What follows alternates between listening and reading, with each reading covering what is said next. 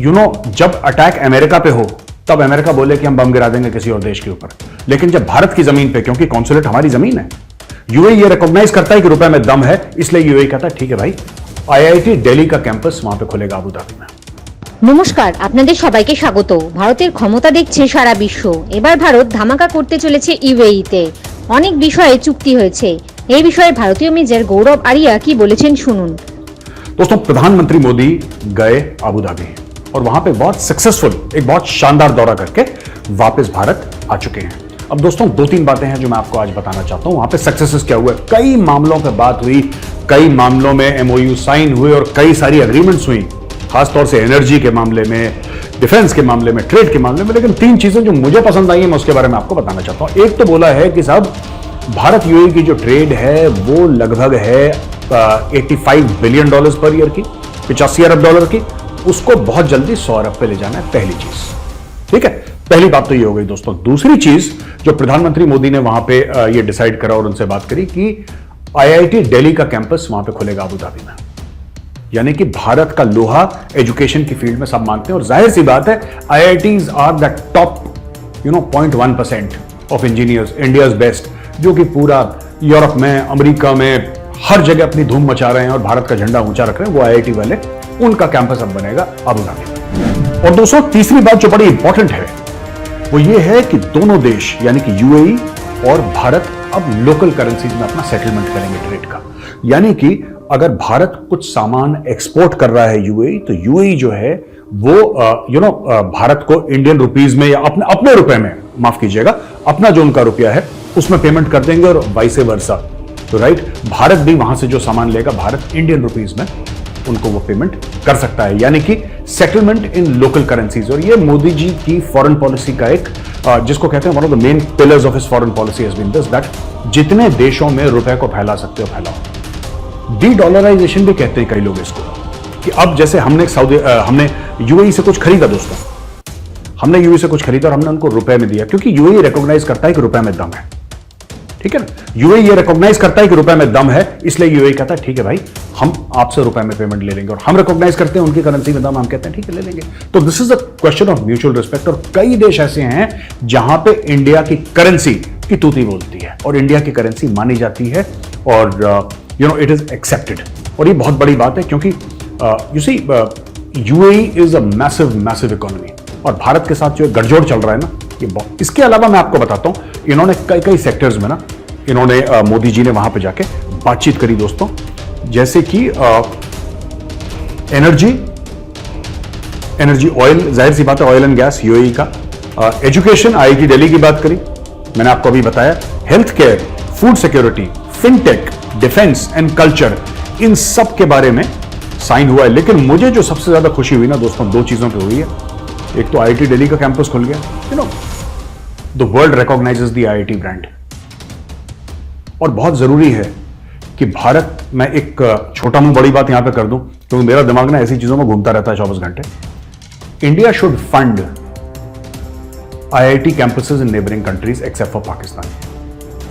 Even China is China does not deserve it. But neighboring countries, India should fund it. There should be an IIT campus in Kathmandu. कौन-कौन से देशों में हम आसपास कर सकते हैं? Even हमारे एक्चुअली अगर आप मैप देखेंगे इंडिया का और हमारे आइलैंड्स देखेंगे ना, इंडोनेशिया हमसे ज्यादा दूर नहीं है, 250-300 किलोमीटर एक्चुअली दूर है। जो लास्ट इंडिया का आइलैंड है, मैं मेनलैंड इंडिया की बात नहीं कर रहा दोस्तों, मैं आइलैंड्स की बात कर रहा हूं। जो लास्ट आइलैंड है वो 250-300 किलोमीटर दूर है इंडोनेशिया से। एक तरीके से इंडोनेशिया भी हमारा नेबर है। एंड इंडिया शुड से, अगर वो कंट्री वो नहीं करती, if it is not willing, India should say we'll fund. ये भी एक बहुत बड़ी डिप्लोमेसी है, जैसे आईआईटी के कैंपसेस। दोस्तों, अगर हम बात करें इंडियन इंस्टीट्यूट ऑफ टेक्नोलॉजी की, तो IIT Kharagpur is among the premiere institutes in India and world renowned. IIT Kharagpur should have a campus इन ढाका, और आसपास है। IIT Kharagpur must have a campus in Dhaka. Similarly Kathmandu, ये जितनी भी नेबरिंग कंट्रीज हैं, आप आईआईटीज एक्सपोर्ट करिए उनमें, इससे बहुत भारत को फायदा होगा, आपकी दोस्तियां बढ़ेंगी। पाकिस्तान में आप आईआईटी बना भी देंगे तो उनको ये नहीं पता होगा कि आईआईटी में क्या करना है, उनको पता ही नहीं। वो फुल फॉर्म याद करते करते, इंडियन इंस्टीट्यूट ऑफ टेक्नोलॉजी याद करते करते उनको 10 साल निकल जाएंगे। It's not worth it. लेकिन it's worth it in all our neighbouring countries except for China and Pakistan, हर जगह। India must start IITs, right? IIMs आप एक्सपोर्ट करें, just export these institutions to other countries, और इससे भारत को फायदा होगा, उस देश को बड़ा फायदा होगा, और आपके जो कल्चरल लिंकेजेस हैं एजुकेशन के थ्रू ये बढ़ेंगे। अब दोस्तों अगर हम नालंदा की बात करें तो बख्तियार खिलजी ने नालंदा को जला दिया, लेकिन उसके पहले जब नालंदा चल रहा था, सब कुछ ठीक था नालंदा में, तो कई देशों से लोग आते थे पढ़ने के लिए। चीन से आते थे लोग पढ़ने के लिए, थाईलैंड से आते थे लोग पढ़ने के लिए। People would come from ancient cultures everywhere to study at Nalanda.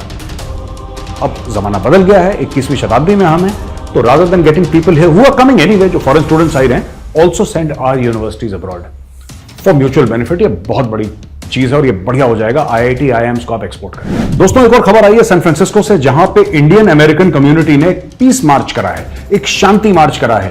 आपको पता है सैन फ्रांसिस्को के कॉन्सुलेट को खालिस्तानियों ने आग लगा दी थी। खालिस्तानी कहना गलत है, they are actually American terrorists, and the Indian diplomatic corps and India की जो फॉरेन मिनिस्ट्री है, they must refer to them as American terrorists.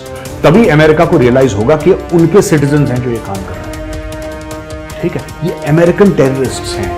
ये Khalistan does not exist. Khalistan क्या गड्ढा है यार, कुछ भी नहीं है वहां पे। There is no Khalistan, it's fake, it's a fake term, right? तो आप जब बोलें, जब आप चिट्ठी लिखें अमेरिका को, बोलें कि these American terrorists who claim to be Khalistanis bearing US passport number this, social security number this, ये कोट करें to drive home the point to the Americans, the Canadians, the Australians and the British that these are domestic terrorists, ये आपके यहां के आतंकवादी हैं। तो ऐसा नहीं हो सकता कि अमेरिका जब अटैक अमेरिका पे हो तब अमेरिका बोले कि हम बम गिरा देंगे किसी और देश के ऊपर, लेकिन जब भारत की जमीन पे, क्योंकि कॉन्सुलेट हमारी जमीन है, it's our territory, it's Indian land, वो भारत की जमीन है, हमारी जमीन पे अटैक हो तब आप बोले नहीं freedom of right, freedom of expression, freedom of फलाना, फ्रीडम ऑफ ढिमका, ये गलत चीज है यार। तो एनीवे, ये भारतीय मूल के लोगों ने इसमें स्ट्रीट्स ऑफ सैन फ्रांसिस्को में इन्होंने पीस रैली निकाली और इंडियन कॉन्सुलेट तक गए और इसमें बोला कि नहीं साहब, ये हम लोग, ये वायलेंस ऐसा नहीं होना चाहिए, और सॉलिडारिटी उन्होंने दिखाई। उन्होंने इंडियन कॉन्सुलेट के साथ बोला कि नहीं हम आपके साथ खड़े हैं, और अपनी सरकार को, अमेरिकन गवर्नमेंट को ये बोला है कि नहीं ये टेररिज्म आप बिल्कुल टॉलरेट मत करिए। मैं देखिए संस्कार देखिए, एक तरफ ये अमेरिकन टेररिस्ट हैं, so called Khalistanis, American terrorist, इनके संस्कार देखिए और भारतीयों के संस्कार देखिए। यही बात है ना, जब आप चौथी पांचवी पास करके आओगे और फिर आप झूठ बोल के किसी देश में पॉलिटिकल असाइलम लोगे, ठीक है, सब फ्रॉड है आपका सर से लेकर पैर तक एक एक जो कण है, एक एक सेल है, वो आपका 420 का है। मैं खालिस्तानियों की बात कर रहा हूं, पूरे 420 हैं, अनपढ़, अपना नाम नहीं लिखना जानते। ये लोग आएंगे तो यही कूड़ कबाड़ करेंगे हर जगह, ये जहां पे जाएंगे गंद मचाएंगे। किसी खालिस्तानी ने ये बोला है कि देखो ये मैं आया, मैं कनाडा में सेटल हुआ और मैंने कनाडा का नाम रोशन करा। कोई ऐसा खालिस्तानी है? अगर है तो मुझे बताइए, I would like to know, मैं अपने इल्म में इजाफा करना चाहूंगा।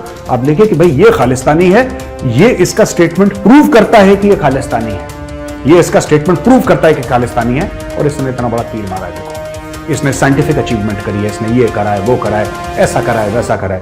ठीक है, नेताओं का नाम मत देना यहां पे कि ये पॉलिटिशियन है। वो तो वहां पे 1 लाख 2 लाख अगर खालिस्तानी वहां पे सेटल हो गए और वहां से चुनाव के लिए खड़ा हो गए तो जीतेगा ही वो तो। जय हिंद, जय जवान, जय किसान।